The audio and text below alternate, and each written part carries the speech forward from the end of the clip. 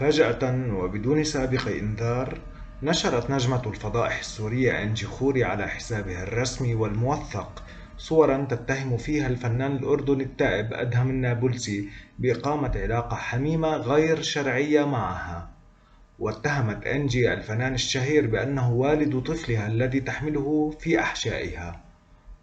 وصبت خوري جم غضبها على النابلسي متهمة إياه بالتخلي عنها وعن الجنين ورميهما بالشارع. كما نشرت أنجي صورا خاصة بالجنين في أحشائها مأخوذة من آلة الألترا ساوند التي يتم فيها فحص الحوامل. وفيما لم نستطع التواصل مع أنجي مباشرة، فإنه من غير المعروف الحالة الذهنية التي تعانيها، واتهمها كثيرون من خلال التعليقات بأنها ثملة، وهو أمر معروف عنها منذ زمن بعيد.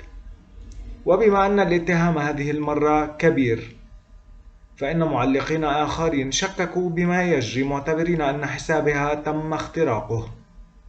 لكن المفاجأة الأكبر كانت بنشرها صورة جديدة أخرى مع فيديو تظهر فيه وهي تضع يدها على بطنها المنتفخ ووجهها يبدو عليه التعب والإعياء. لكن موقع خبر وفي اتصال مع طبيبة نسائية عرضنا عليها الصور أكدت أن لا جنين ظاهر في هذه الصور. وقالت الطبيبة أن صور الألتراساوند التي نشرتها أنجي خوري تظهر سماكة في الرحم فقط لا غير. هذا وسبق لأنجي خوري المليئة حياتها بالفضائح أن اتهمت الفنان اللبناني آدم بأنه عشيقها وأن النجمة قمر اختطفته منها.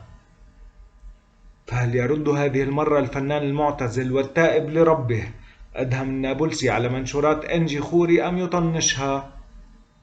تقرير خاص لموقع خبر.